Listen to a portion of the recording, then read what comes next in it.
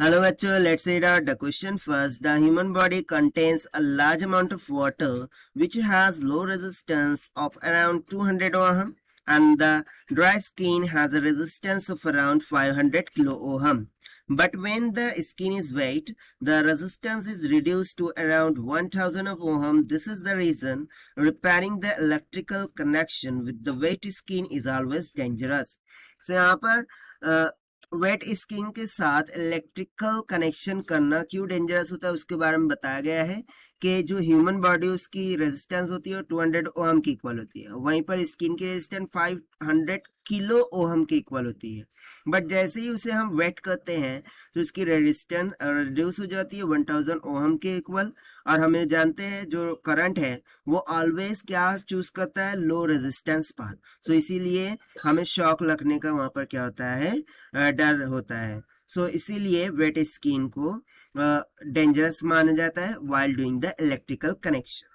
अब हमसे यहाँ पर क्वेश्चन पूछ रहा है कि a wire of radius R has a resistance of capital R if it is stretched to the wire of R by 2 radius then the resistance becomes. यानी कि एक वायर है, उसका रेडियस था आर, सो उसकी इनिशियल रेजिस्टेंस थी capital R की equal. अब हम क्या कर रहे हैं, वायर को स्ट्रेच कर रहे हैं up to the radius of R by 2। So हम बताना है कि रेजिस्टेंस क्या हो जाएंगी। तो चलिए स्टार्ट करते हैं हम यहाँ सोल्यूशन से। But before of it's let's talk about the key concept which we are going to use here for this question. So यहाँ पर हम कॉन्सेप्ट किसका लगा देंगे, वॉल्यूम का। देखिए हम स्ट्रेच करें, श्रिंक करें, कुछ भी करें, volume is going to remain same, right. So हम यहाँ पर क्या बोल देंगे कि वॉल्यूम, जिसका हम फॉर्मूला लिखेंगे कि एरिया, ठीक है। वॉल्यूम क्या आता है, area into length, this is going to be constant here. बस इसी सिंपल से कॉन्सेप्ट का हम यहाँ पर उपयोग करने वाले हैं। तो चलिए सबसे पहले तो मैं यहाँ पर क्या यूज कर लेता हूँ, ओके, ये हम फर्स्ट कंसेप्ट लगाएंगे और सेकंड कंसेप्ट हम लगाने वाले हैं R is equals to rho L upon A का, ठीक है।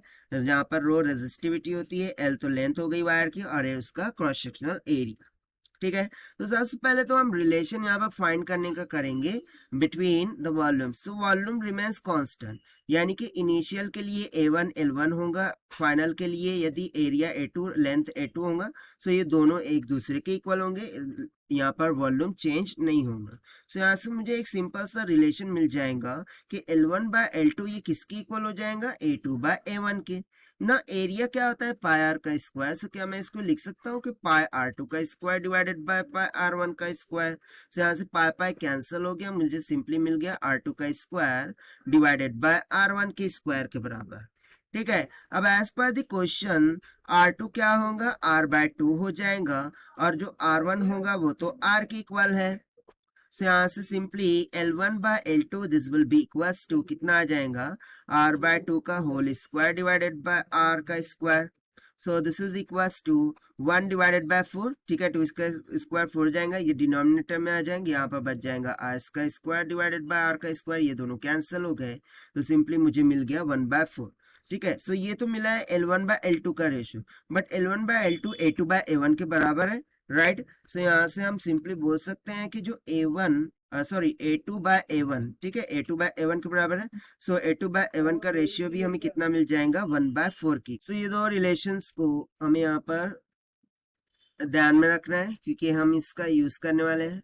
अब हम सेकंड की कॉन्सेप्ट लगाएंगे जो कि रेजिस्टेंस का है, राइट। सो मैं ये टू वायर्स के लिए, यानी बिफोर स्ट्रेचिंग आफ्टर स्ट्रेचिंग, उसके लिए मैं यदि यहाँ पर रेजिस्टेंस बोलूँ, उनका रेशियो बोलूँ कि R1 बाय R2 ये तो किसके इक्वल हो जाएगा, this will be equals to L1 divided by L2 times of A2 divided by A1 की इक्वल होगा, क्योंकि बाकी सब क्वांटिटीज तो रिमेन सेम है, only changing is what, length and area.